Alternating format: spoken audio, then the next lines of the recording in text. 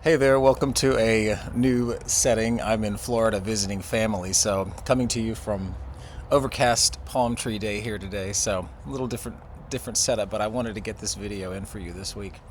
So one very common question that I get in the comments and from singers in general is this: why can I access mix when I come down from head voice pretty well, but it's almost impossible to access my mix in a smooth way anyway when I try to go up from chest voice? So if you've ever had the experience of singing down from above and the voice feels more balanced or easier, but then when you try to approach that same note from below, it feels like everything's locking up, you are in a very large club. There's actually a very clear reason this happens. Oh, hello, and if you're new here, my name is Dan Calloway. I teach musical theater, voice, and vocal pedagogy at Boston Conservatory at Berkeley.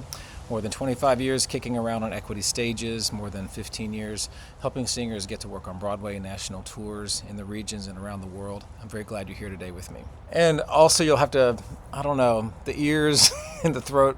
I must have picked up some special microbes on the plane that my body's trying to fight off, so a little crusty, so we'll see how the demos go today as well. But I'll still talk to you about singing. All right, so a lot of us are taught that mix, what we call mix, we're taught that we believe it's this separate register, something you sort of like turn into on your way up from chest. You hit this magical zone called mix before you get into head voice. So that is not the way the voice actually functions.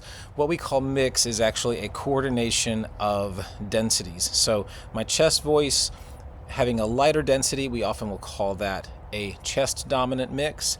When my head voice takes on higher density, we'll often call that a head dominant mix. And honestly, I have some singers in my studio at the conservatory that have these head dominant mixes that it's actually very hard for me to tell sometimes if they're in head voice or chest voice. And I've got pretty good ears in hearing mode. Most of the time I can tell, but some of them can put so much ring and presence into their head dominant mix that it sounds like a very satisfying chest voice. So I just want you to know there's a lot of option in what we call mix. And again, the reason we call something a mix is because of perception of sympathetic resonance. I have a video on mix that I'll link that you can dive deeper into if you haven't already seen that.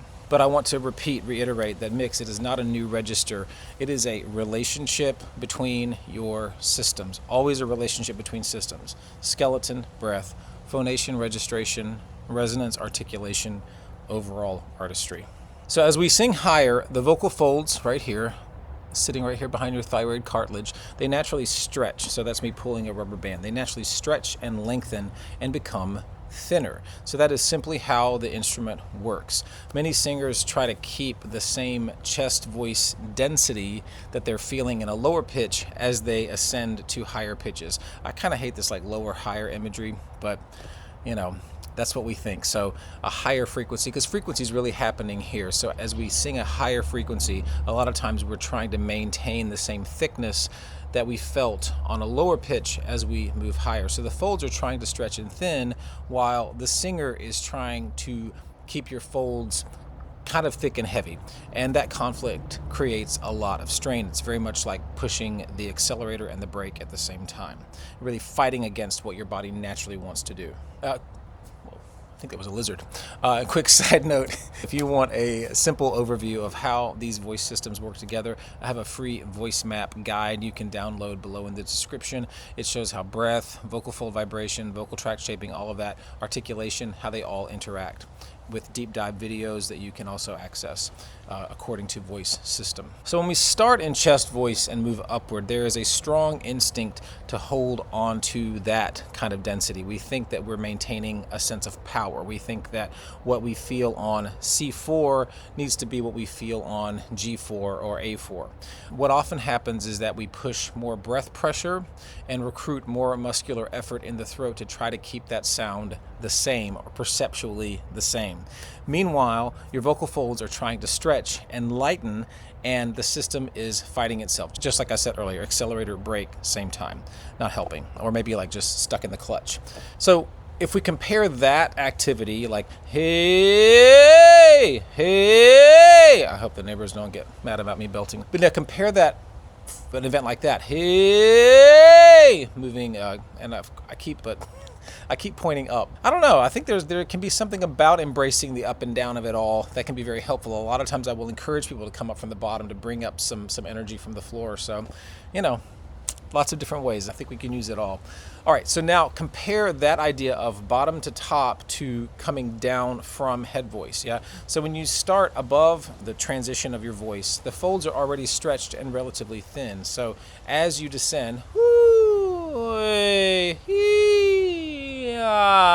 you can simply add density gradually when you're coming down from the top. So that's why mix often feels much easier from above. The mechanism is already stretched and cooperating in that sort of light way, in that lighter mechanism. So it's easier to feel it, and you're connecting a lighter mechanism to something that feels heavier as you descend. So let's just try a quick little experiment with this. So you take a light head voice sound like whoo, whoo-wee. Ooh and ee are really good head voice vowels. Ooh-wee. So now slowly slide down. We'll go from ooh to ah, like as in cat. Ooh, ah. And really go ahead and let it abruptly change. Ooh, ah, and feel that sudden shift that you feel of vibrational energy in the folds. Ooh, ah, ee. Go ahead and let that sort of flop down. Now just bring it down a little more gradually. Ooh, ah, ee. Now I'm making that smooth with some back of my tongue narrowing. Ooh, ah, ee. If I don't, ooh, ah, ee. So that's all vocal tract shaping as to whether or not I want that to yodel. But notice how the sound gradually gains weight and density. Yeah. Now do the opposite. Start with a fuller chest voice and slide upward. As you go higher, allow the sound to lighten a little earlier than you might normally allow it. So if I'm like, hey, hey, hey. So I think that's around C to G. I'm not sure. I don't have my piano out here in Florida. So if I've got hey, so if that's all mode one, but what if I let it lighten? Hey, and I give it the permission to feel kind of head voicey at the beginning. That's still in mode one, yeah. Hey, so I'm gonna hold up a finger about halfway through that fifth slide, just to show you where I'm gonna lighten now, yeah. Hey, just like that. Just like that. Do it like that. Hey, and again, I'm maintaining mode one using tongue narrowing. If I let the back of my tongue come out, and I'll link to that video as well. What I'm talking about, anterior posterior narrowing. Hey, when it's a little wider, it's going to flip right over into mode two. Hey, ah. So I'm using narrowing to maintain mode one, but I'm going to give it a lighter mechanism in the vibratory pattern. Hey,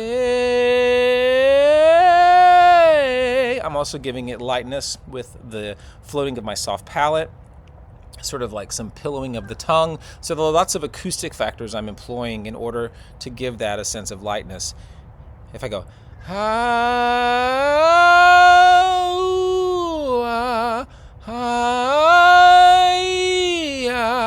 playing around with the ooh and ee there in chest voice as well is also very helpful. Okay, so playing around and then just taking phrases as they slide higher, and I think, I'm going here. I'm going to let it lighten. I'm going to let it lighten a little early and see what happens.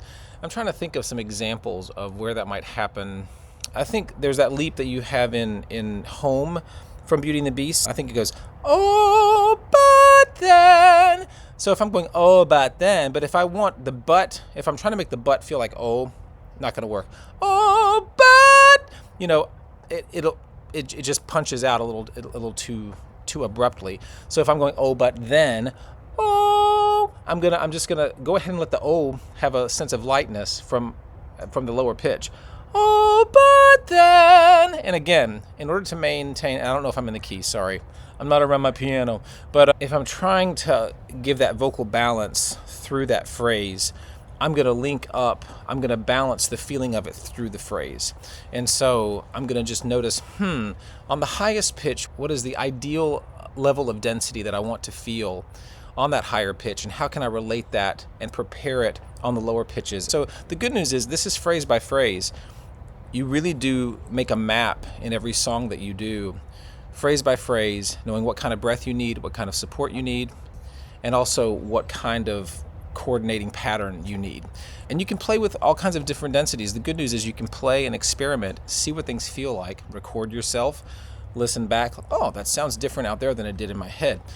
Always providing yourself evidence, gathering evidence, so you have a lot of things to compare things to. So from lower to higher, I'm going to do those slides. Sometimes you can do little chromatics and start to lighten up the feeling of vibration before you normally would, and see what happens. And I think you'll be really surprised sometimes. You'll be feeling a really lighter coordination than you're used to that has a lot more presence than you would expect, because we often equate this very robust vibratory feeling and a lot of support as what we would call power, but it's really about acoustic relationship and freedom. You want the vibratory pattern to be generous, and you also want there to be enough openness in the phase of the vibratory pattern to have a sense of welcome as well, so that you don't feel like the voice is being pushed out at you. You're like, whoa, calm down, Dan. Yeah. So that's the same with singing. A lot of times we're so focused on projecting or supporting that it often creates a really aggressive phonatory pattern that's hard to manage, creates a lot of subglottal pressure, a lot of extrinsic and intrinsic tensions in and around the larynx, and then also creates a sense of force onto our hearers and a lack of welcome. So I always like to have a lot of hospitality, a lot of invitation in singing. It's a welcome into the heart. So, and a lot of times you'll notice that when you permit that shift earlier, things start to feel a lot easier. You're even like suspiciously easy. I always call that suspiciously or offensively easy when things start to feel a lot easier. So instead of thinking about switching registers, because remember, mix is not its own register. You have lower density chest voice, higher density head voice. Those are the things we like to call mix. It can be much more helpful to think about a continuum of densities. Everything's got a continuum of densities based on breath, phonatory pattern, vocal tract shaping, articulation, etc. So imagine sort of an EQ dial instead of a toggle switch. One side is thicker chest coordination. Hey.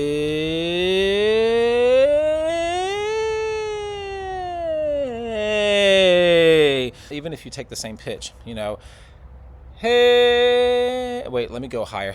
Hey.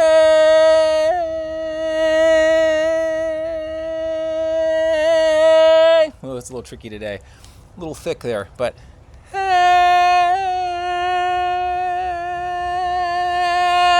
so playing around on one pitch, shifting over from mode 1 to mode 2, and if it makes an abrupt change, that's fine. Just notice where the abrupt change is, and then you can start playing with tract shaping in order to smooth it if you want. So like, hey, more abrupt shifts, it's fine. Just notice, where does the shift want to happen?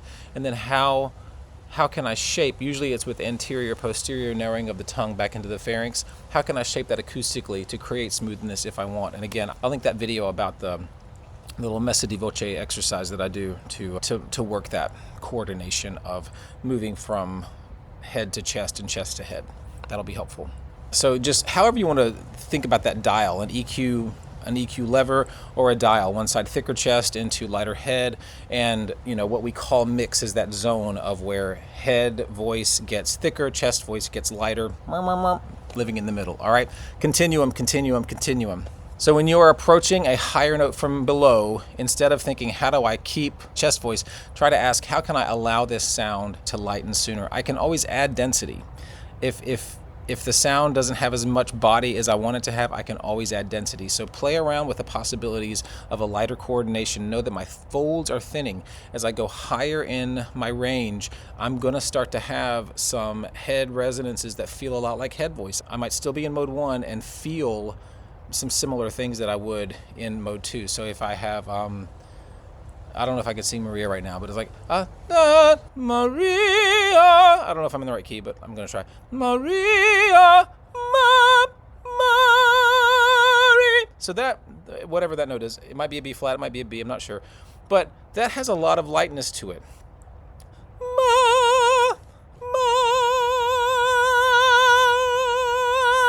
That's depending on ma. I'm making the vowel ma.